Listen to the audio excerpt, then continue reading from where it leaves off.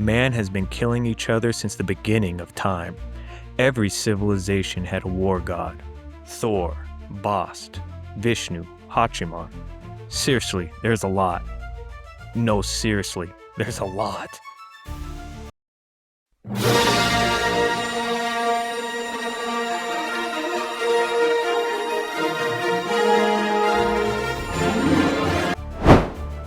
So the Romans, conquerors of the known world, the most professional and ruthlessly disciplined army in the ancient world, chose Mars as their god of war, the world's deadliest farmer.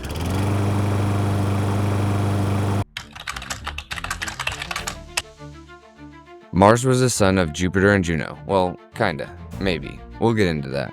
His consorts are the love of his life Venus, the goddess of sex and love, Bellona and Nereio, the two war goddesses, his hated wife Anna Perennia, the goddess of time, and Rhea Silvia, his victim, the mother of Romulus and Remus. Mars has 3 agreed-upon children, Romulus and Remus, who founded Rome, and Cupid, the god of love and desire.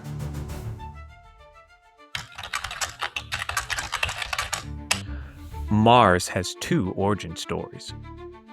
He's the son of Jupiter and Juno.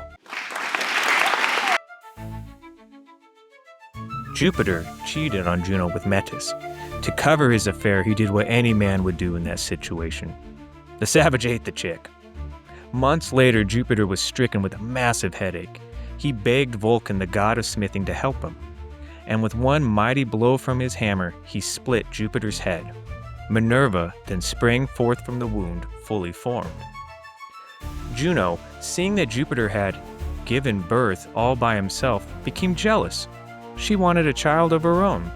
So she went to Flora, the goddess of flowers, who gave her a special flower that when touched to her belly, she instantly became 9 months pregnant. She then fled to Thrace and gave birth to baby Mars.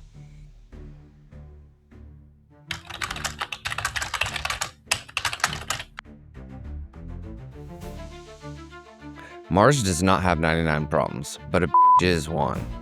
Or 3. First of his debaucherous exploits was when Mercury caught Mars and Venus pulling a Bill Clinton. I did not have sexual relations with that woman. When Mercury saw this, he ran off to tell Vulcan, Venus's husband. Vulcan crafted a master plan. He fashioned an invisible net and placed it carefully on his marriage bed. Later that night, Venus and Mars snuck back into her room for some Lannister family fun, when suddenly the net swooped up on the pair and dangled them into the air for all the gods to see. The gods mocked and ridiculed them, and Vulcan finally got his revenge. Mars was in love with Minerva. She was beautiful, intelligent, and loved war. On paper, they were a perfect match. However, Minerva was really into this perpetual virgin thing and kept turning him down. Anna Perennia, the goddess of time, offered to play matchmaker. But little did Mars know, Anna had a huge crush on him. She told him that Minerva had changed her mind and to meet her for a secret wedding ceremony. Anna then disguised herself and hid behind the veil. And when the veil was lifted, Mars realized he was tricked and had married Anna by mistake. Rhea Silvia, princess of Alba Longa. When her father died, her uncle Amulus took the throne. He then made her into a Vestal virgin. Later one night, Mars came in her sleep. Literally. She had a dream that 2 large trees would cover the earth, and then she awoke pregnant with twins, Romulus and Remus. After she had given birth, the king found out and ordered her buried alive and the children to be thrown in the Tiber River. The boys were then saved by a river god named Tiberinus and delivered to a she-wolf who nursed the boys until a shepherd found them. Gods of war come in many different varieties. Some are bloodthirsty, some are cool and calculating. They represent many different aspects of war. Mars is the god of pure Roman manliness. He is who every Roman man dreamed of being, the ultimate citizen. An agricultural god, you may be asking, what does that have to do with war? Well, to the Roman, that's everything. In the early period, every Roman soldier was a farmer, and every farmer was a soldier.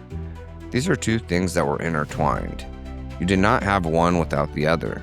The ideal soldier would leave his simple farm life to go serve Rome during the campaigning season, and then return home to his family for the rest of the year, ready to repeat the next year. Later, when Rome began a professional army, soldiers would serve 20 years, and the reward was a farmland. Being a farmer and a warrior was the manliest thing a Roman could be. When at war, Romans admired Mars for his ferocity and valor. For them, he was the Captain America of Rome, the John Wick of Italia. He's the man/god who wins the Medal of Honor every time he steps on the battlefield. As he was considered the father of the Romans, he was protector of Rome itself and would come to their aid during times of conflict. Soldiers prayed to Mars before battle, asking that he might fight on their side, hoping that their prayers would appeal to Mars and he would protect them in battle, leading them to victory. Mars was known as... Josh? Hello? Whatever. We'll do it live. Mars was known as an avenger. Later in the Empire, after Julius Caesar's death, this role was magnified when Augustus invoked Mars to avenge his death and to affirm his lineage as Caesar's heir.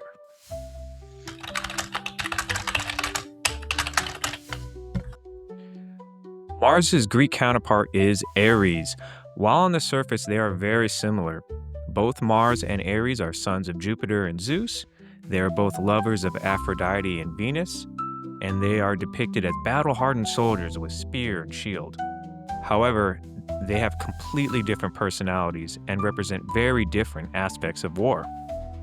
While Mars was the god of soldiers, Ares was the god of bloodshed, gore, chaos, and violence. He embodied everything negative and terrible about war. Mars was brave and skilled, a decorated soldier. Ares was a loose cannon that would just as likely attack his friends as the enemy. The Greeks feared Ares and did not respect him. He was often the antagonist of myths and was not the hero. Ares was also not very important to the Greeks. Athena was looked to more as a war god. The Spartans, as crazy as they were, primarily worshipped Aphrodite as their main war deity. Ares was just not that big of a deal.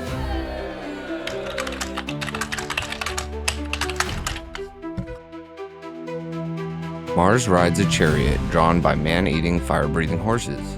He wields a spear and a shield into battle. His spear, the Spear of Mars, represents direct combat and conquest. Legend has it that the spear was kept at the palace of the kings of Rome, and it was said to vibrate like spidey senses when war was looming. At times of peace, the spear was wrapped in laurel wreath.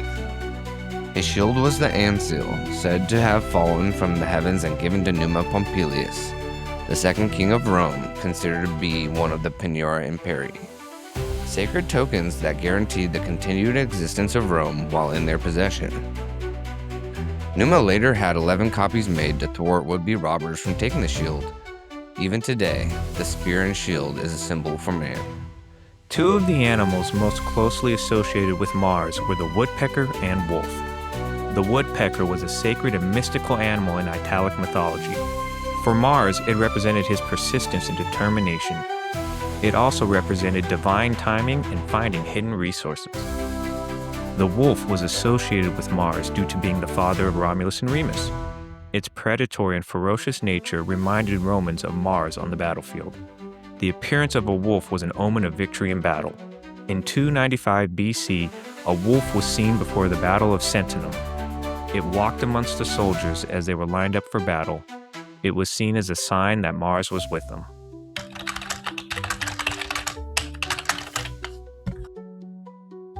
March was named after Mars, whose birthday is March 1st, the first day of the year and start of the campaigning season. March's festival in Rome occurred during March and October, the beginning and end of the agricultural and campaign season. March began with a festival throughout the city. The Sali, priest of Mars, would carry the Ancile, dancing around the city while wearing battle armor. Mars always had a strong connection with chariots, and his festivals began with an annual horse racing season. On the Ides of March, a new festival was held for both Mars and Anna Perenna. Races were held at the Campus Martius, outside of the walls of Rome. In October, the winning horses from that year's season were sacrificed to Mars by the Flamen Martialis. He was the high priest of Mars and one of the 3 high priests of Rome. It was his job to brandish the spear of Mars whenever Rome went to war. On October 19th, the Armalestrium Festival marked the end of the campaign season, purifying their weapons and storing them for winter.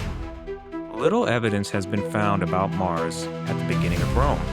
From 1000 BC, there is no evidence of Romans having gods or temples. We do have evidence of burial grounds being present.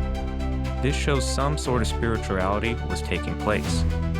By 800 BC, trade and influence with neighbors such as the Greeks, Etruscans, and Phoenicians began to take place and shape Roman mythology. What we do know is that Mars seems to be originally represented as just a spear. He was not anthropomorphized until Greek influence came in. It also seems that his role as an agricultural god is part of his original iteration. It is known that Mars was part of the archaic triad on Capitoline Hill, along with Jupiter and Quirinus. This was later replaced with Jupiter, Juno, and Minerva to align more with Greek and Etruscan influence. Mars had only 2 temples in Rome. One was in the Campus Martius, the exercising ground of the army. The other was on the outside of the Porta Capena. Within the city, there was the Sanctuary of Mars in the king's palace, which the sacred spears of Mars were kept. Upon the outbreak of war, the consul had to shake the spears and say, "Mars Viglia, Mars wake up."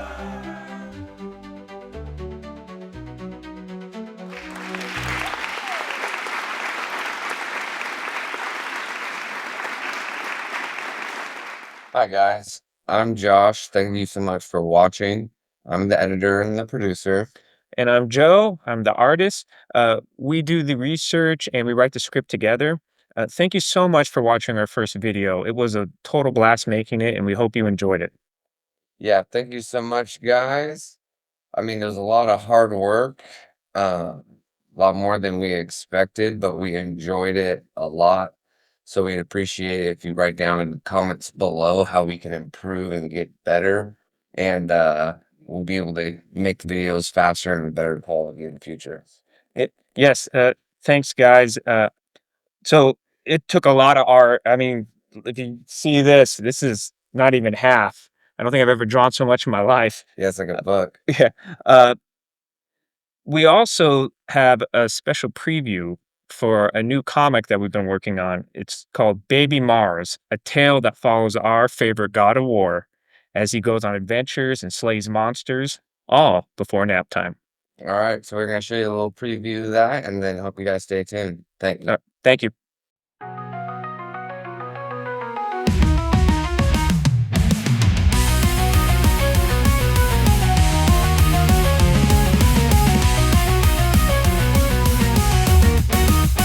遠い星の輝きを手に迷い込んだ世界の扉、風が叫ぶ運命のリズム、駆け抜けろ明日を掴むまで、孤独さえも強さに変えて